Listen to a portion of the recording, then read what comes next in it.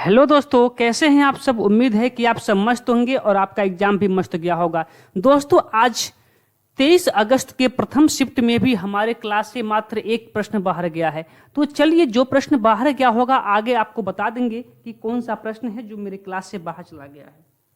लेकिन जो भी प्रश्न है, बाकी सब प्रश्न मेरे फाउंडेशन बैच से हैं। तो चलिए, आज भी एक एक प्रश्न को हल करते हैं और देखते हैं कि कितना स्कोर आपका आया है। तो चलिए देखते हैं। पहला प्रश्न आपका डीआई से लिया गया है। प्रश्न करा कि कारपोरेट क्षेत्र में केंद्रीय कोण में डिग्रियों में लगभग कितनी संख्या होनी चाहिए। तो आपको पता होना चाहिए कि 1% का जो डिग्री में वैल्यू होती है, जो अंश में वैल्यू होती है, वो 3.6 अंश होती है।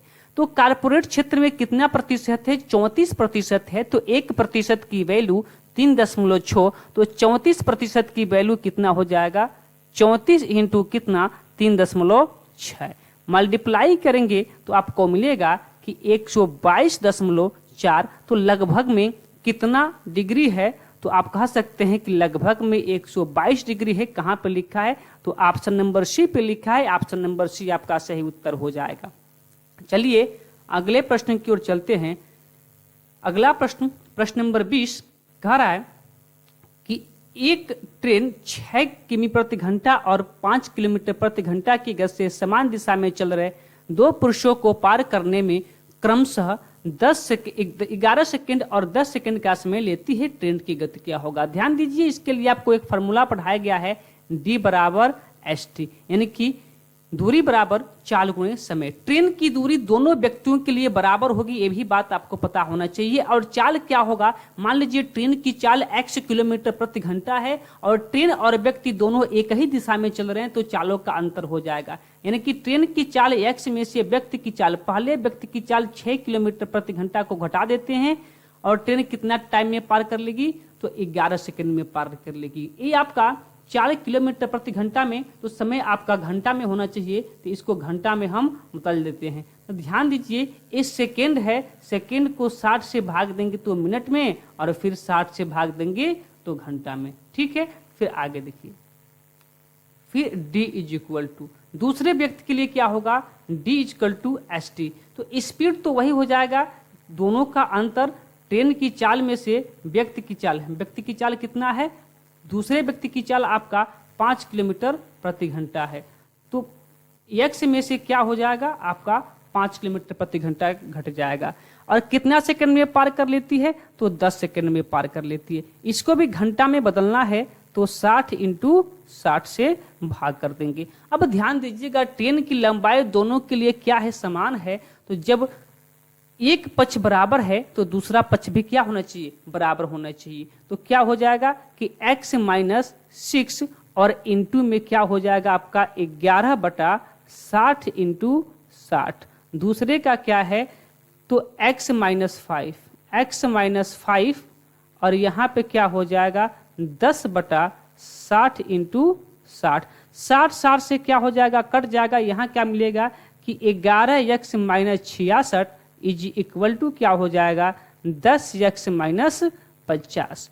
इसको हल कीजिए तो क्या हो जाएगा कि 11x में से 10x घटेगा तो आपका कितना हो जाएगा? x। और यहाँ क्या हो जाएगा कि माइनस का 50x और इधर जाएगा तो क्या हो जाएगा? प्लस, यानी कि 66 में से आपका 50 जाएगा, क्या बच जाएगा? 16। यानी कि x की वैल्यू 16 किमी प्रति घंटा यहाँ पे है ऑप्शन नंबर डी पे। ऑप्शन नंबर डी आपका सही उत्तर हो जाएगा। अगले प्रश्न की ओर चलते हैं। प्रश्न नंबर 21 को ध्यान देखिए। कह रहा है कि कुछ मजदूर एक कार्य को 150 दिन में पूरा कर सकते हैं, लेकिन 15 मजदूरों की अनुपस्थिति के कारण इसे 165 दिन में पूरा किया गया। तो मजदूरों की प्रारंभिक संख्या क्या होगा? MDS फार्मूले पे क्वेश्चन है, बहुत अच्छे से आपको फाउंडेशन बेस में पढ़ा दिया गया है। ध्यान दीजिए, मान लीजिए कि पहले कुछ मजदूर x थे, तो x मजदूर 150 दिन में एक काम को पूरा कर लेते हैं, लेकिन 15 मजदूर अनुपस्थित हो गए। मजदूर पहले कितने थे? x में से 15 मजदूर नहीं आए, अनुपस्थित हो गए। तो कार्य कितने दिन में खत्म होता है? 165 दिन में खत्म होता है। इसको हल करते हैं, 15 से काट देते हैं, तो 15 दहा के 50, इसको 15 से काटेंगे तो कितना हो जाएगा? 11। तो मल्टीप्लाई कीजिए, x इंटू 10 यानी कि कितना? 10x बराबर कितना हो जाएगा आपका? 11x और -15 का गुणा 11 में होगा तो आपको कितना हो जाएगा 165, माइनस का 165। तो अब 11x इधर आएगा तो घट जाएगा तो क्या हो जाएगा, माइनस का x बराबर माइनस का 165, यानी कि x बराबर कितना हो जाएगा 165। यानी कि प्रारंभ में कितने मजदूर थे 165। कहाँ पे लिखा है, ऑप्शन नंबर बी पे लिखा है, यही आपका सही उत्तर हो जाएगा। अगले प्रश्न की ओर चलते हैं। प्रश्न नंबर 22 देखिए क्या कह रहा है। प्रश्न नंबर 22 कि ए बी को 10% वार्षिक ब्याज की साधारण ब्याज पर 30,000 रुपये उधार देता है। 5 वर्षों के बाद बी बकाया राशि को निपटान करने के लिए 40,000 रुपये और एक घड़ी लौटाता है। घड़ी का मूल्य क्या होगा। देखिए 1 वर्ष का आपका 10% तो 5 वर्ष का कितना होगा। 1 वर्ष में 10% तो 5 वर्ष में कितना होगा 50%। 1 वर्ष का 10% तो 5 वर्ष का कितना कहेंगे 50%। 50% की वैल्यू कितनी होती है तो आप कहेंगे 1/2। यानी कि यदि 2 रुपया हम दिए होते तो 1 रुपया ब्याज लेते, अर्थात कितना लेते 3 रुपया ले लेते। यानी कि हमको क्या मिलना चाहिए 3 रुपया मिलना चाहिए। 2 रुपया देंगे तो 3 रुपया मिलना चाहिए। पैसा कितना दिया है तो वो दिया है कितना 30,000। जब 30,000 दिया है तो उसे जो मिलेगा ज्यादा ही मिलेगा, क्योंकि उसके साथ ब्याज भी रहेगा। जब ज्यादा मिलेगा तो यहाँ से ज्यादा वाला ऊपर, यानी कि 3/2। इसको काटेंगे तो 15 दूना 30, 45 कितना हजार 45,000। लेकिन 45,000 तो रुपया हो गया, लेकिन ध्यान दीजिए उसने क्या किया है कि 40,000, एक मिनट ठीक, लेकिन उसने 40,000 रुपया दिया। यहां देखिए 40,000 रुपया दिया है और एक घड़ी दिया है, तो उसको देना चाहिए 45,000, लेकिन दिया कितना है 40,000। और उसने क्या किया 5,000 रुपये का एक क्या किया है घड़ी दे दिया है। तो घड़ी की कीमत कितनी हो गई 5,000। कहाँ पे लिखा है ऑप्शन नंबर डी पे। ऑप्शन नंबर डी आपका सही उत्तर हो जाएगा। चलिए अगले प्रश्न की ओर। प्रश्न नंबर 24 कह रहा है कि साधारण ब्याज पर 20 वर्षों में एक धनराशि 4 गुनी हो जाती है, ब्याज की दर क्या है। एकदम आसान सा प्रश्न है, एकदम आसान सा प्रश्न। इसको डायरेक्ट आप फार्मूला से भी कर सकते हैं। देखिए 4 गुना होने के लिए 1 है तो 4 गुना हो गया, 1 रुपया है तो 4 रुपया हो गया। ब्याज कितना मिला होगा 3 रुपया। तो ब्याज बराबर मूलधन कितना है 1। ब्याज बराबर मूलधन गुणे दर गुणे समय बटा क्या 100। 20 25 100 और 5 3 15। आप डायरेक्ट कर सकते हैं 15%। कहाँ लिखा है 15%, 15% यहाँ पे ऑप्शन नंबर डी पे, ऑप्शन नंबर डी पे। ऑप्शन नंबर डी आपका सही उत्तर हो जाता। सबसे आसान तरीका यही था। चलिए अगले प्रश्न की ओर चलते हैं। प्रश्न नंबर आपका 25 करे कि एक वस्तु का, थोड़ा सा इसको ऊपर कर देते हैं ताकि मुझे भी देखने में कोई समस्या न हो। चलिए 1 नंबर हो गया।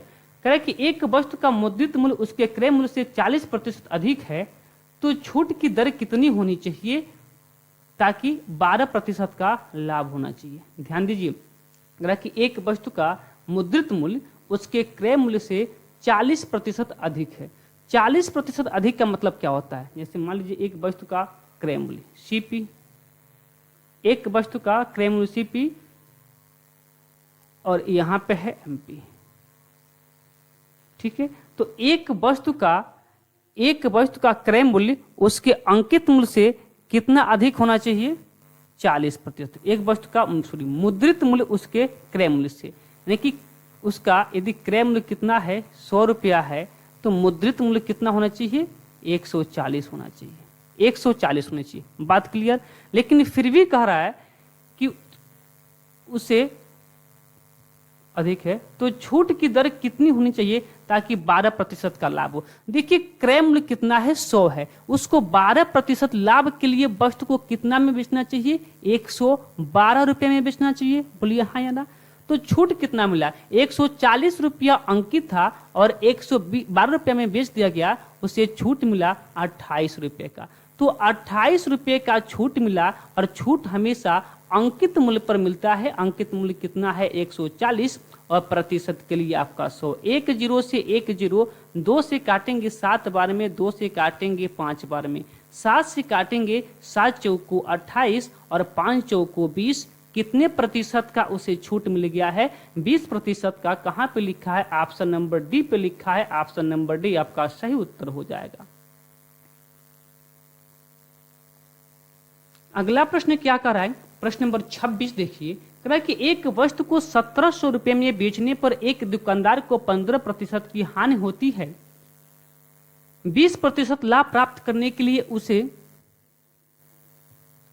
उस वस्तु को कितना में बेचना चाहिए? देखिए, एक दुकानदार को 17% की हानि होती है, यानी कि 100 की वस्तु है तो 17% की हानि अर्थात 15% की हानि अर्थात उसको 85 रुपये में बेच देगा। लेकिन फिर भी 20% का लाभ प्राप्त करना हो तो वही 100 रुपये की वस्तु को कितना में बेचेगा? 120 में बेचेगा। बोलिए हाँ या ना? 15% की लाभ हानि, तो यानी कि 100 की वस्तु 85 में बेच देगा और 20% की लाभ यानी कि कितना बेच देगा? 120 में बेच देगा। लेकिन वस्तु है कितने की? कितना में बेचा है? 1700 में। ठीक है, अब बताइए 1700 में बेचा है तो उसे क्या हो गया है? हानि हो गया है। ध्यान से समझेंगे, 1700 में बेचा है तो उसे हानि हो गया है, तो लाभ के लिए उसे ज्यादा में बेचना चाहिए कि कम में? तो आप कहेंगे जब लाभ कमाना है तो उसको ज्यादा में बेच दीजिए, कम में काहे बेचेंगे? बस आंसर आ गया। देखिए 17 पचे 85, 17 पचे 85 और 12 पचे कितना? 17 पचे 85 5। ठीक है, ओहो 5 यहां लिख दिए हैं क्या? मैं इसको साफ कर दूं। ठीक है, ठीक है, 17 पचे 85 और फिर इसको 5 से काटेंगे तो आपका कट जाएगा कितने बार में? 20 पच्चे 100, 20 पच्चे 100 और 12 दूना 24। कितना 100 में उसको बेच देना चाहिए? 2400 में। कहां पे लिखा है? ऑप्शन नंबर सी पे लिखा है। ऑप्शन नंबर सी आपका सही उत्तर हो जाएगा। ठीक है, अगले प्रश्न की ओर चलते हैं। अगला प्रश्न क्या कहता है? प्रश्न नंबर 28 ना? प्रश्न नंबर 28 नहीं, प्रश्न नंबर 27 से बाकी है।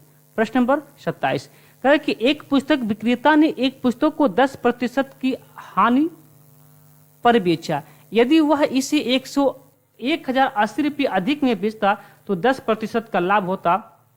पुस्तक की कीमत ज्ञात करें। देखिए, अधिक, कम या ज्यादा, पास और फेल। कम या ज्यादा यानी कि ज्यादा मतलब अधिक, कम या अधिक, पास और फेल, लाभ और हानि हमेशा किसको बताता है? अंतर को बताता है।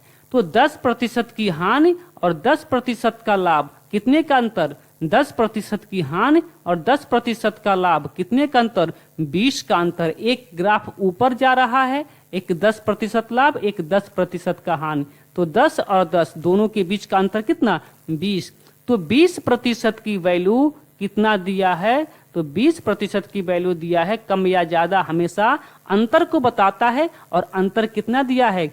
1080। तो 1% की वैल्यू कितना हो जाएगा? 0 से 0 काट देंगे और 2 से काटेंगे तो 54। क्या पूछा है हमसे? पुस्तक की कीमत, और कीमत अपने आप में हमेशा 100% होती है। तो जब एक के आगे इधर 2 जीरो बढ़ाए हैं तो यहाँ भी आप 2 जीरो बढ़ा दीजिए, यानी कि 5400 रुपये क्या हो जाएगा? उस बुक की कीमत हो जाएगी। तो ऑप्शन नंबर बी पर लिखा है। ऑप्शन नंबर बी आपका सही उत्तर हो जाएगा। बोलिए बात क्लियर है? यदि बात क्लियर हो तो चलिए अगले प्रश्न की ओर चलते हैं।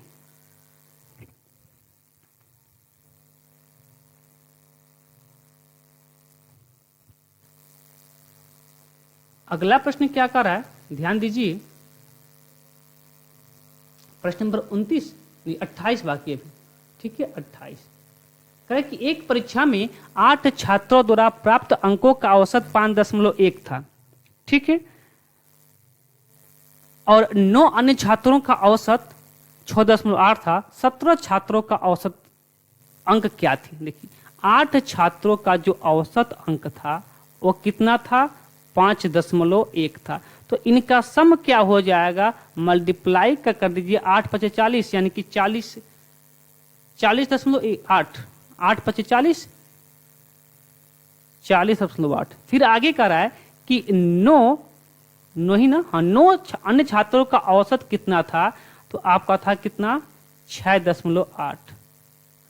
फिर इनका सम कितना हो जाएगा, तो इनका सम आपका हो जाएगा 8 9 72 2 7 54 कितना हो जाएगा 61.6 61.6। तो कहा कि टोटल जो 17 छात्र हैं इनका औसत क्या होगा, तो इधर जोड़िए कितना हो गया 17 और 8 छात्रों के अंकों का योग 40.8 और 9 छात्रों के औसत अंकों का योग 61.2, दोनों को ऐड करेंगे तो आपको कितना मिल जाएगा 112 4 10 11 ठीक है 112। तो एवरेज क्या कहता है आपसे कि पदों की योग बटा पदों की संख्या, पदों की योग 112 और बटा पदों की संख्या। जब 112 को 17 से भाग देंगे आपको तो इसका औसत कितना मिल जाएगा 6.58 शायद मिलेगा। ठीक है, एक बार देख लीजिएगा 6.58 कहाँ पर दिया है 6.58, ऑप्शन नंबर ए 6.5, एक ही अंक दिया है 6.5, ऑप्शन नंबर ए आपका सही उत्तर हो जाएगा। अगले प्रश्न की ओर चलते हैं। अगला प्रश्न क्या कहता है, थोड़ा सा मैं इसको ऊपर कर देता हूं ताकि हमें भी पढ़ने में क्या हो जाए समस्या हो जाए, समस्या न हो जाए। आगे देखिए प्रश्न नंबर 29 का है कि 7 क्रमागत धनात्मक पूर्णांकों का औसत 126 है, इनमें से सबसे छोटा पूर्णांक क्या है। कितना आसान पूछा है, 7 और औसत क्या होता है हमेशा बीच में, तो 126 क्या होगा बीच में होगा, यानी कि 3 इधर के होंगे और 3 क्या होंगे इधर के भी होंगे। तो सबसे छोटा पूछा है तो और इधर जाइए तो अगले बार से क्या होगा आपका हो जाएगा 125, इसके बाद से क्या होगा 124, फिर क्या होगा 123 और यहां से इसके आगे। तो सबसे छोटा पूछा है तो कौन सा है 123, ऑप्शन नंबर कौन सा है 20 सही है। अगले प्रश्न की ओर चलते हैं। अगला प्रश्न थोड़ा सा मैं साइड में कर देता हूं प्रश्न को ताकि हमें थोड़ा सा स्पेस मिल जाए। ठीक है, अब प्रश्न आपको भी दिख रहा होगा और हमें भी स्पेस मिल गया है। कह रहा है कि एक बर्तन में दूध और पानी का अनुपात 3:4 है। देखिए मिल्क है और वाटर है, अनुपात कितना है तो 3 कितना है 4 है। यदि हम 10 लीटर दूध और 10 लीटर पानी मिलाते हैं तो अनुपात कितना हो जाता है 4:5 हो जाता है। प्रारंभ में कुल मिश्रण की कितनी मात्रा मौजूद थी। देखिए यहाँ पे आप देखिए दूध कितना मिला है, पहले 4 लीटर था 5 हो गया है 1 लीटर मिला है। यहाँ पहले 3 था अब 4 हो गया है 1 लीटर मिला है, यानी कि टोटल कितना मिलाए हैं तो आप कहेंगे 1 लीटर पानी और 1 लीटर दूध 2 लीटर मिलाए हैं। लेकिन यहाँ करा है कि 10 लीटर दूध और 10 लीटर पानी यानी कि टोटल 20 लीटर मिलाए हैं। तो 2 की वैल्यू 20 तो 1 की वैल्यू कितना हो गया 10। तो कह रहा है कि प्रारंभ में कुल कितनी मिश्रण की मात्रा मौजूद थी, तो प्रारंभ में आपका 3 लीटर मिल्क था और 4 लीटर वाटर था, दोनों मिला कितना था 4 और 3 7 लीटर था। तो 1 की वैल्यू 10 तो 7 की वैल्यू कितना हो जाएगा 70। ऑप्शन नंबर कहां पे लिखा है 70, ऑप्शन नंबर बी पर लिखा है, ऑप्शन नंबर बी आपका सही उत्तर हो जाएगा। अगले प्रश्न की ओर चलते हैं। प्रश्न नंबर 31 कह रहा है कि ए और बी स्टील के 2 भारी खंड हैं, यदि ए को बी के शीर्ष पर रखा जाता है तो वजन 40% बढ़ जाती है, यदि बी को ए के शीर्ष पर से हटा दिया जाए तो ए और बी के कुल वजन की तुलना में कितना वजन कम होगा। लैंग्वेज केवल बढ़ाया है बस और कुछ नहीं किया है। आप देखिए 60% की वैल्यू कितनी होती है, तो आप कहेंगे 60% की जो वैल्यू होती है वह आपका होता है 00 यानी कि 3/5।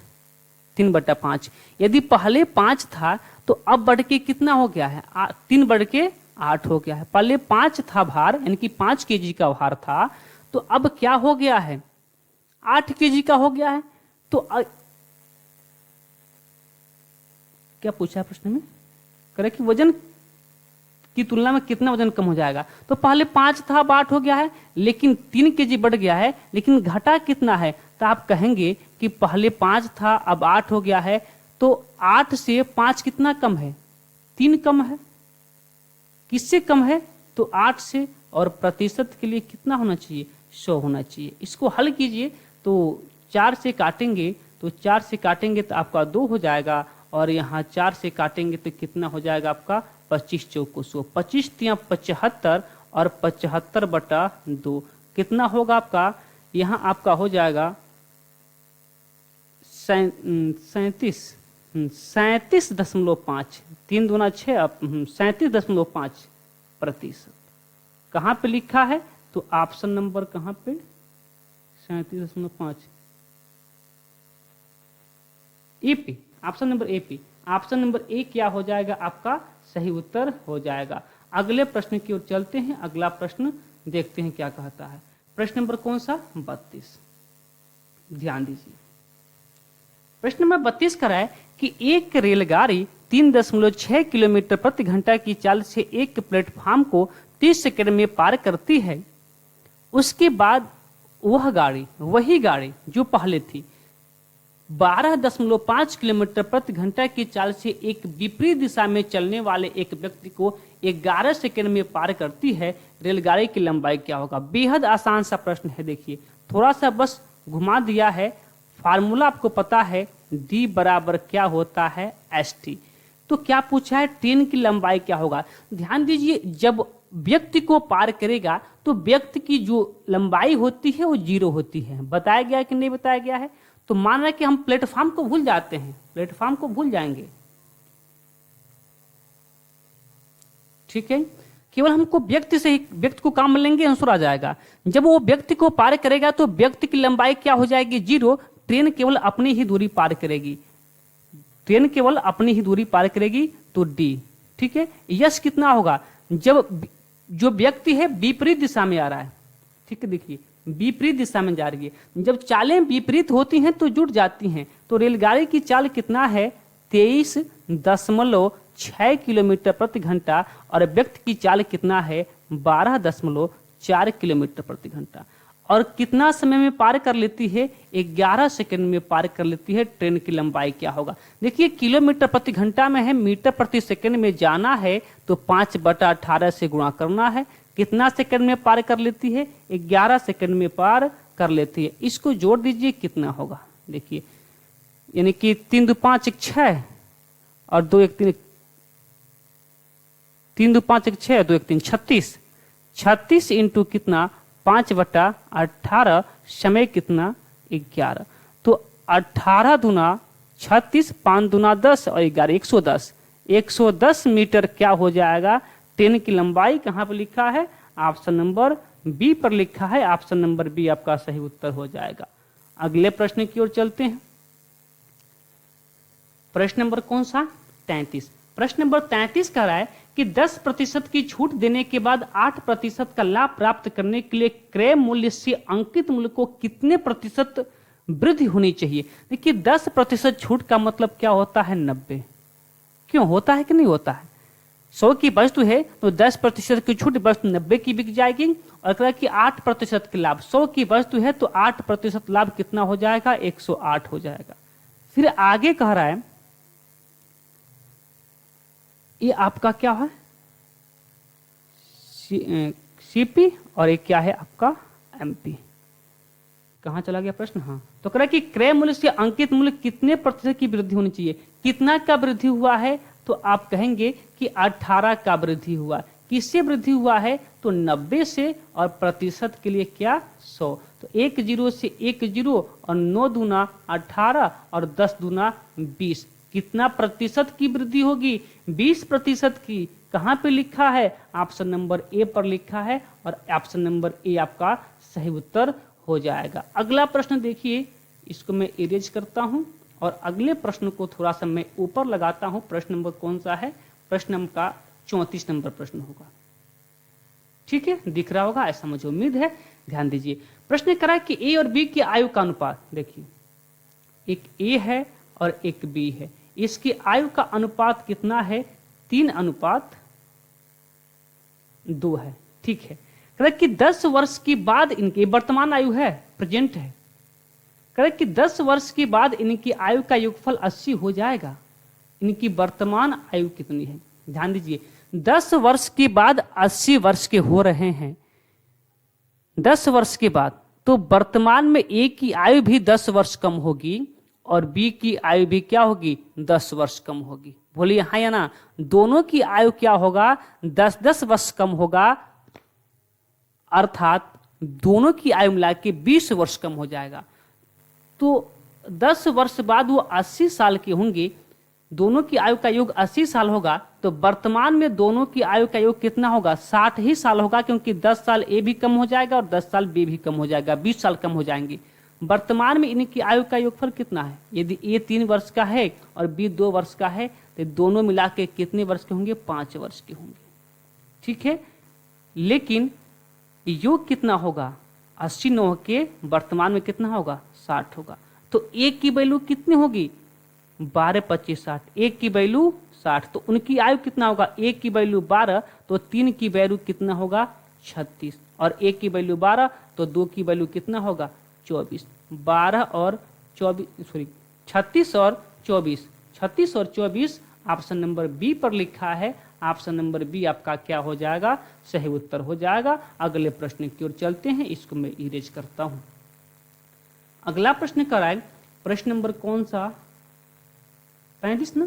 प्रश्न नंबर 35 कह रहा है कि एक डॉक्टर 3,825 रुपये उधार लेता है और वह 2 समान वार्षिक किस्तों में वापस कर देता है, तो चक्रवृद्धि ब्याज की वार्षिक दर 4% है, तो प्रत्येक किस्त का मूल्य ज्ञात कीजिए। देखिए 4% की जो वैल्यू आपकी होती है, यहां मैं लिख देता हूं, देखिए यहाँ पे 4% की वैल्यू कितनी होती है?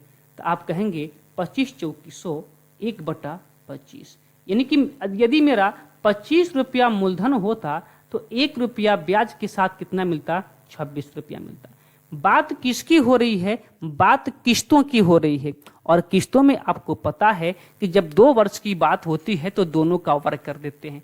तो 25 का वर्ग कितना हो जाएगा? तो 25 का वर्ग आपका 625 हो जाएगा। और यूं ही 26 का वर्ग कितना हो जाएगा? तो आप कहेंगे 676 हो जाएगा। बोलिए हाँ या ना?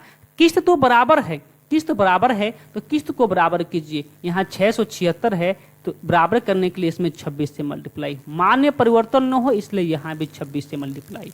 जब मल्टीप्लाई करेंगे तो 25 छक्के 150, 0 कैरी 15, और 25 दूना 50, 50 15 कितना? 50 और 15 65, यानी कि टोटल रुपए कितना हुआ मेरा? तो इन दोनों को जोड़ दीजिए, तो 650 और 625, यानी कि 1275। 1275 किस्त कितना है? किस्त तो बराबर है 676 का, लेकिन रुपए कितना है? मेरे अनुसार तो 1275 रुपये है। यदि 1275 रुपया होता तो 676 रुपये का किस्त बनता, लेकिन रुपया कितना है? 3825। रुपये कितना है? 3825। अब 1275 से 3825 होने में कितना के मल्टीप्लाई होगा? 3 का मल्टीप्लाई। जब यहाँ 3 का मल्टीप्लाई होगा तो यहाँ भी क्या करना पड़ेगा? 3 का मल्टीप्लाई करना पड़ेगा। तो 3 का मल्टीप्लाई कीजिए, 36 18 के 8 कैरी 1, 7 के 21, 21 1 22 के 2 कैरी 2, और 36 18 18 2 20।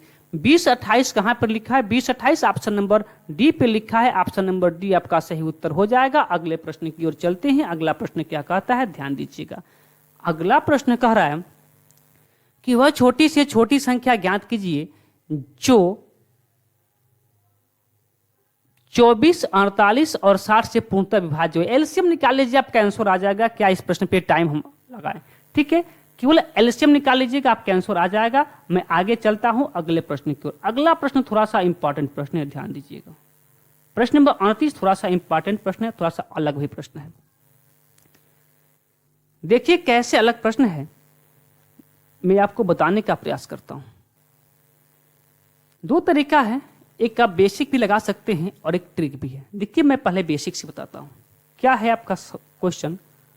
12 है, 15 है, 16 है और 18 है। मैं एक बार क्वेश्चन पढ़ता हूं। कहते कि एक सेना का अधिकारी अपने सैनिकों को 12, 15, 16 और 18 की पंक्तियों में खड़े होने की व्यवस्था करना चाहता है। यदि वह चाहता है कि वे एक ठोस वर्ग, बस यही बात है, वर्ग वाली बात है, ठोस वर्ग में भी व्यवस्था करे तो न्यूनतम सैनिकों की संख्या क्या होनी चाहिए। यानी कि जब वर्ग की बात आ गई ना, तो यहाँ पे कोई न कोई किसी किसी न संख्या का वर्ग होना चाहिए। तो वर्ग कौन कौन नहीं है, तो ए किसी संख्या का वर्ग नहीं है, नहीं हो सकता, और डी किसी संख्या का वर्ग नहीं है, नहीं हो सकता। क्या 900 किसी संख्या का वर्ग है, तो आप कह सकते हैं 30 का क्या है, वर्ग है। यदि ये भी वर्ग नहीं होता तो ऑप्शन नंबर बी सही होता। लेकिन जब 2 वर्ग आ गया तो मुझे लगाना पड़ेगा। देखिए कितना सुंदर सा प्रश्न है, लगाइए। इसका एलसीएम निकालना पता है आपको ना, 2 से कटेगा 6 होगा, यहाँ क्या होगा 15 होगा, यहाँ 8 होगा, यहाँ 4 होगा, इतना तो पता होगा। फिर ये 2 से कटेगा, यहाँ 3 होगा, यहाँ 15 होगा, यहाँ फिर 4 होगा, यहाँ 2 होगा। फिर ये 2 से कटेगा, ये भी पता होगा, यहाँ 3 होगा, यहाँ 15 होगा, यहाँ 2 होगा, यहाँ 1 होगा। फिर ये 2 से कटेगा तो यहाँ 2 हो जाएगा, फिर 3 से कटेगा, फिर किससे कटेगा, 5 से कटेगा। देखिए जोड़ा किसका किसका बना, 2 का और 2 का।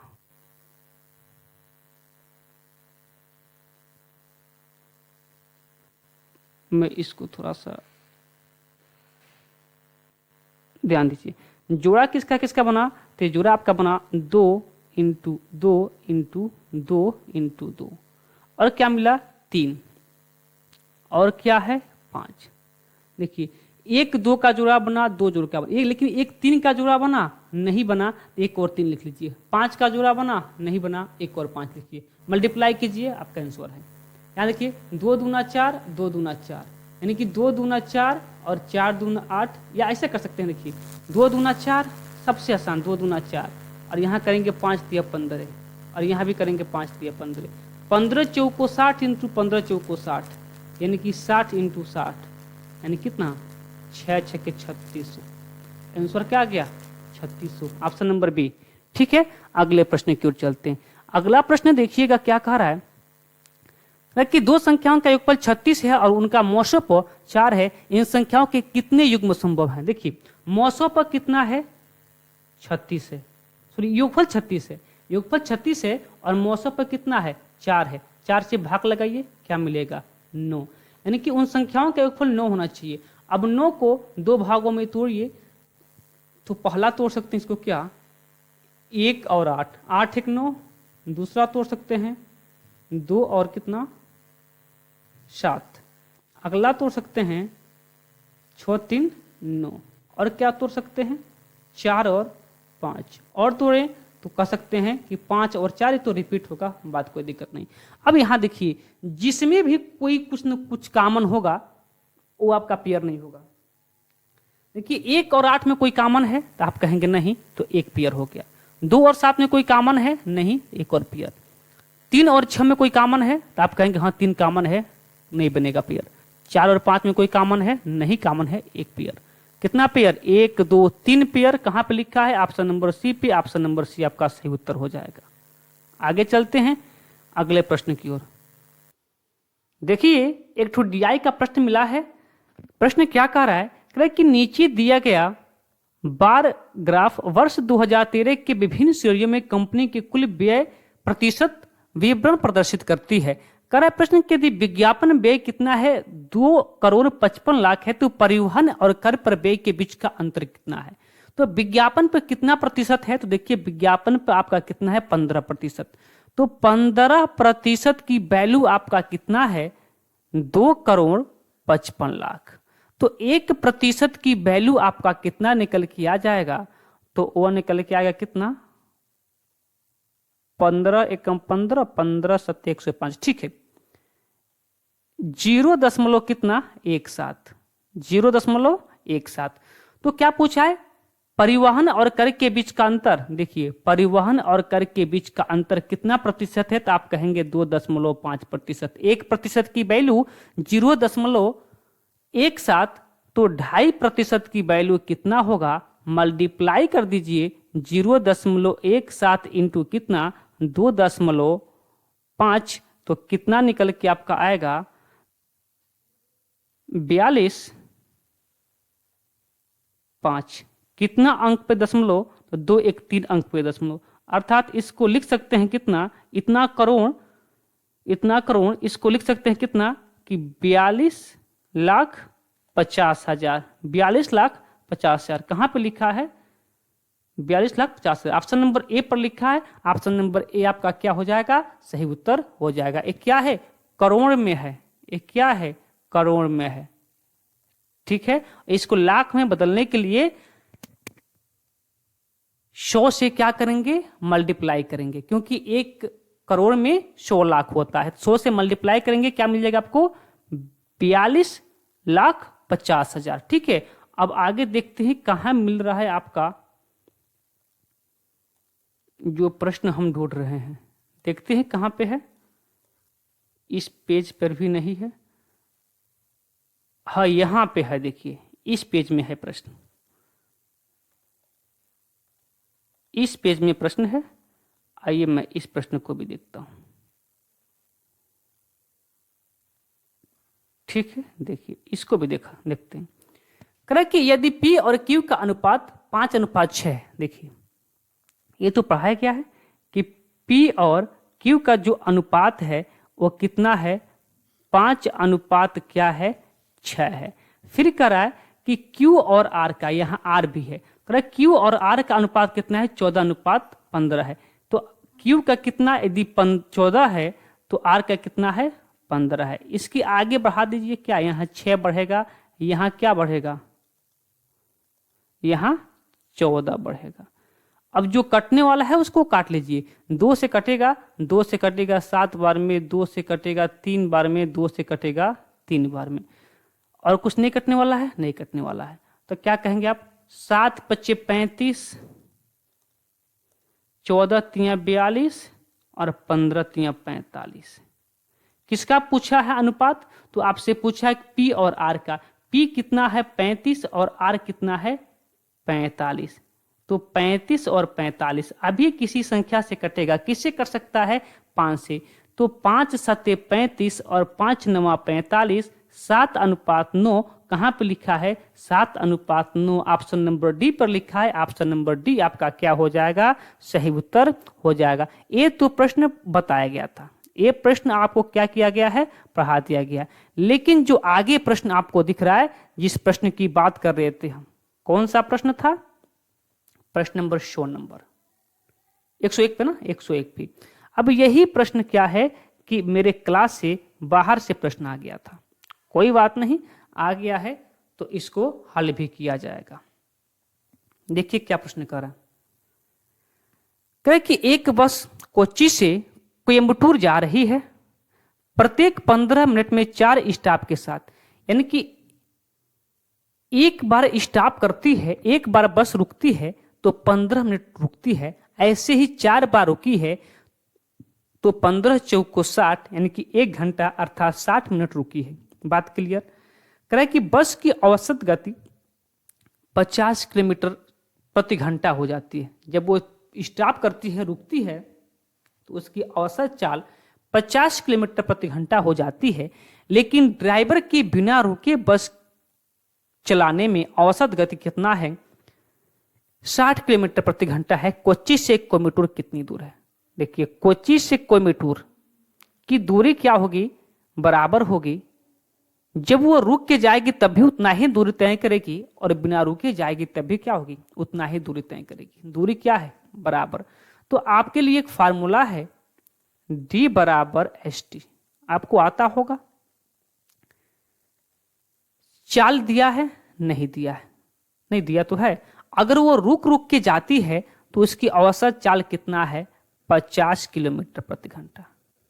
ठीक है, तो मान लीजिए कि जब वो रुक रुक के जाती है तो x समय में पहुंच जाती है, x समय में पहुंच जाती है, लेकिन x समय में तो उसको पहुंचना था, लेकिन क्या की है, 15 × 60, 1 घंटा क्या की है, रुकी है। अगर नहीं रुकी होती तब तो उसकी चाल क्या होती, 60 किलोमीटर प्रति घंटा होती, लेकिन समय क्या है, 1 घंटा बढ़ जाता है जब इस चाल से चलती है, 50 किलोमीटर प्रति घंटा की चाल से चलती है और प्रत्येक स्टॉप में 15 मिनट रुक जाती है, तो उसका समय क्या होता है, 1 घंटा बढ़ जाता है। 15 × 60, कन्फ्यूजन नहीं, ठीक है। अब यहीं पर रुकते हैं, आगे चलते हैं फिर से। D बराबर क्या होता है, ST दूसरे के लिए। अब यदि नहीं रुकी होती तो उसकी चाल कितना था, x 60 ना, 60 किलोमीटर प्रति घंटा, और समय कितना लगता, x घंटा लगता है। यहाँ एक ज्यादा लगता है और यहाँ नहीं रुकी है तो कोई भी उसको समय ज्यादा नहीं लगेगा। दूरी क्या है? बराबर, किसी भी चाल से चलेगी उसको दूरी उतना ही तय करना पड़ेगा। तो दूरी को बराबर कर लेते हैं। पहला दूरी क्या है कि 50 इंटू एक्स प्लस 1, दूसरी दूरी क्या है 60x। 0 से 0 कट जाएगा, 5 से मल्टीप्लाई करेंगे तो 5x प्लस क्या हो जाएगा 5, और 6 से मल्टीप्लाई x में तो क्या होगा 6x। अब इसी को क्या कर लेते हैं, x को एक पक्ष में करके हल कर लेते हैं। जब 5x को उधर भेजेंगे 6x में से घट जाएगा तो क्या बचेगा x, यानी कि x की वैल्यू कितनी हो जाएगी 5, और x क्या है समय घंटा। अब x की वैल्यू जहां आपको मन करे, अगर इसमें मन करे तो इसमें फिल कीजिए और इसमें मन करे तो इसमें फिल कीजिए, जिसमें मर्जी उसमें फिल कीजिए। चलिए हम इसी में फिल करें। तो जब x की वैल्यू, क्या पूछा हमसे, दूरी कितनी है तो डिस्टेंस निकालना है। इसमें x की वैल्यू पुट करते हैं तो क्या मिलेगा 60 इंटू x की वैल्यू कितना 5, तो 6 5 30, कितना किलोमीटर 60 किलोमीटर, सॉरी 300 किलोमीटर। कहाँ पे लिखा है? ऑप्शन नंबर बी पर लिखा है। ऑप्शन नंबर बी आपका सही उत्तर हो जाएगा। बात क्लियर? मिल गया। प्रश्न नंबर 41 कराए कि एक छात्र ने जितने सही उत्तर प्राप्त किए उससे 2 गुनी गलतियां की। यदि उसने कुल 48 प्रश्नों का प्रयास किया तो उसके कितने सही उत्तर थे? ध्यान दीजिए, जितना सही किया है उसके 2 गुना गलती किया है, जितना सही किया है उसके 2 गुना गलती किया है, और गलती और सही दोनों मिलाकर कितने प्रश्न को टच किया है? तो वह 48 प्रश्नों को क्या किया है? टच किया है। यदि 16 ऑप्शन करें, हाँ ये देखिए, यदि 16 20 नहीं होगा 16 को लेते हैं। यदि मान लेते हैं कि 16 प्रश्न सही किया होगा, 16 प्रश्न सही किया होगा तो इसके 2 गुना गलती, यानी कि 16 दूना 32 प्रश्न गलती किया होगा। अब देख लीजिए कि सही प्रश्न 16 है और गलती कितना है 32 है, और दोनों का जो योगफल है कितना होगा 48 आएगा। यानी कि 48 प्रश्न छुआ था और 48 यहाँ भी हो गया। 16 सही था और 32 क्या था? गलत हो गया था। ऑप्शन नंबर बी आपका क्या हो जाएगा? सही उत्तर हो जाएगा। तो चलिए आज के इन सारे प्रश्नों को देख लिए, अब इंतजार है अगले शिफ्ट का।